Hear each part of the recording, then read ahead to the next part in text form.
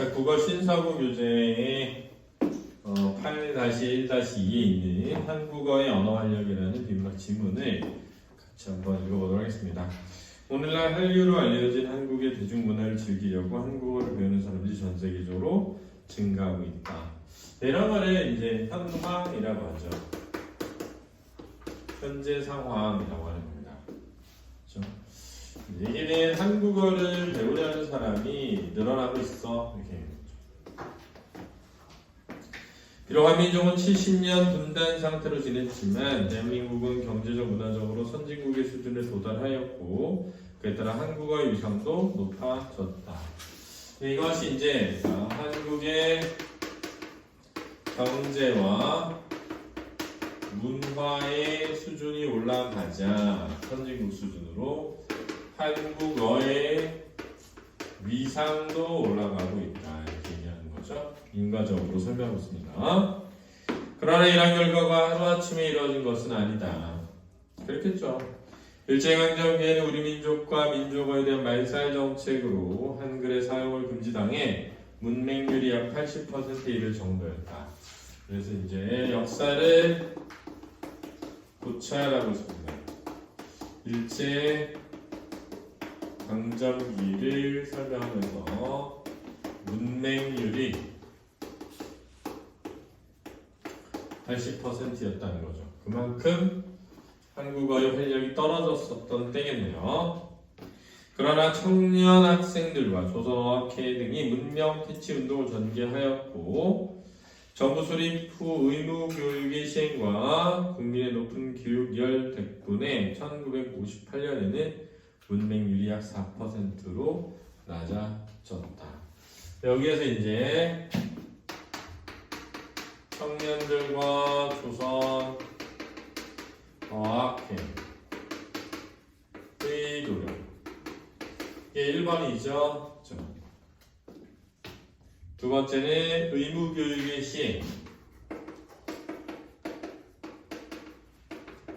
시행과 교육열.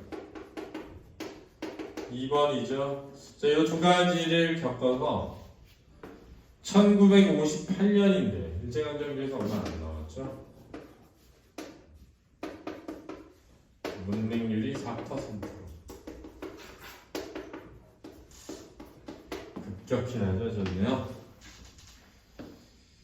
1980년부터는 문맹률을 조사하는 것이 의미가 없어져 더 이상 조사하지 않게 되었으니 이는 배우기 쉬운 기적의 한글 덕분이라고 하겠다. 자, 그러면 세 번째.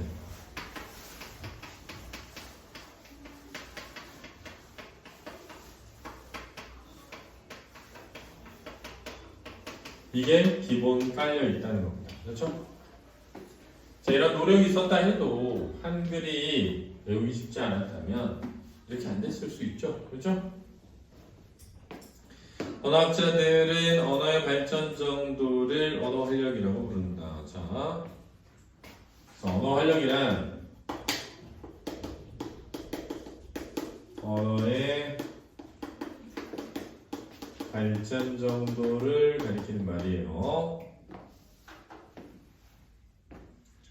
그리고 언어 활력의 평가 요소는 인구자산, 경제자산, 정치자산, 문화자산 등을 든다. 이게 평가 요소죠. 인구자산, 경제자산, 이게 높아야겠죠, 당연히. 그죠? 정치자산, 문화자산.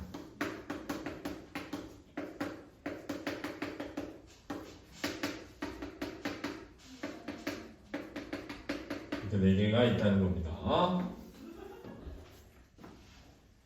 그렇다면 한국어의 언어 활력은 어떨까? 질문을 통해서 관심을 유발하고 있고요. 먼저 인구자산은 언어 인구의 수효로 그 언어를 사용하는 사람들이 많을수록 활력이 높겠죠, 당연히. 국제연합의 6대 공용어인 영어, 중국어, 프랑스어, 스페인어, 러시아, 아랍어는 사용 인구가 많아서 언어 활력이 높습니다. 힌디어나 포르투갈어, 벵골어, 일본어, 모어 사용자 수에 따른 언어 순위가 사용인가 1억 명을 넘고 10위 안에 들고 있죠.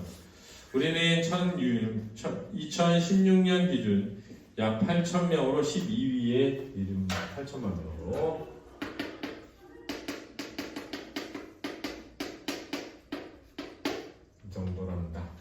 꽤 높은 거죠. 그래도.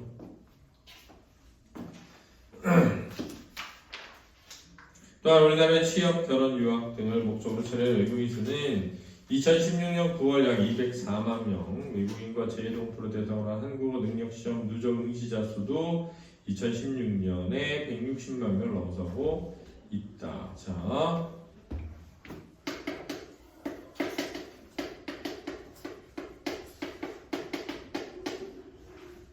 외국인이 약 204만 명이에요. 죄송합니다. 204만 명이 누적입니다. 누적. 현재 있다가 아니고 누적이니까 그 사람들도 우리말 쓸 수도 있죠. 그죠? 한국어 능력 시험 160만입니다.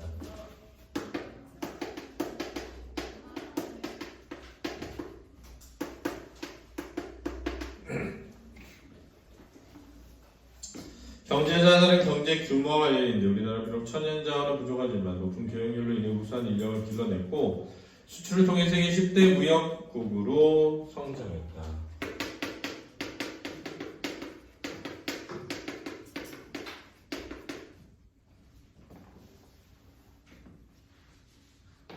또 5천만 명 이상의 인구로 1인당 국민소득 2만 달러 이상을 달성한 나라들과는 25십 클럽에 우리나라는 2012년 세계 7번째로 진입했다.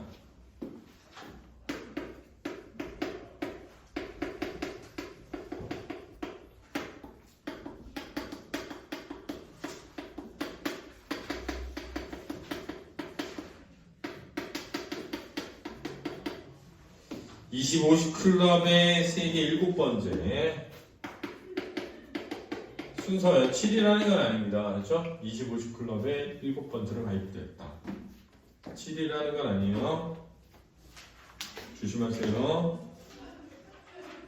이와 한국의 성취는 자랑스러운 일이다. 정치자는 민주주의 실현 정도를 말하는데 영국의 주간 이코노미스트에서는 매년 전세계 국가의 선거 과정의 공정성, 정부 기능, 정치 참여, 정치 문화, 시민의 권리 보장 등 5개 분야로 평가해 민주주의 지수를 산출하는데 우리나라 2015년 기준 전세계 167개국 중 22위로 아시아에서 가장 높은 순위를 차지했다. 아시아 1등, 그렇죠? 다양한 문화자산은 교육적, 학문적, 예술적 성취를 가리킨다. 우리나라는 반만 년 동안 고유 문화를 보존해왔고 한자 문화로 동양의 유교, 불교 문화를 발전시켰으며 한글 문화로 자유민주주의를 발전시켰다. 2015년 기준 국제연합 교육과학문화기구 유네스코의 세계유산에 등재된 것도 12개가 있고 세계기록유산은 훈민정 회례본 등 13개가 등재되었는데 그것은 앞으로 계속 늘어날 것이다. 그리고 최근 태권도나 대중음악, 한식 등의 한류가 전 세계로 전파되고 있다. 국제연합산하 세계지식재산권기구는 2007년 43차 총회에서 183개국 만강일치로 한국어를 국제특허 협력 조약에 따른 국제공개어 10개의 언어의 하나로 채택했다. 국제특허를 출원할 때 국제공개어를 번역어로 사용해야 하는데 한국어 여기에 들어간 것이다. 위상이 높아졌죠? 그죠? 이와 같이 한국어는 인구, 경제, 정치, 문화자산 덕분에 현재로서 언어 활력이 높다. 그러나 앞으로도 한국어가 높은 언어 활력을 유지하고 더 발전하기 위해서 우리는 국어성에 성찰할 필요가 있다. 그래서 언어 활력의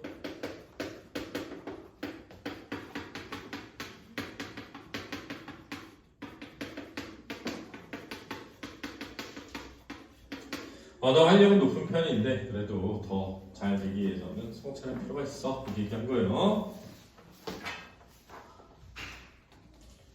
또한 통일시대에 대비하여 남북한 언어의 공통점과 차이점을 살펴보고 동질성을 회복했고 더 큰 언어 활력을 지닌 언어로 구상할 수 있도록 노력해야 할 것이다. 그리고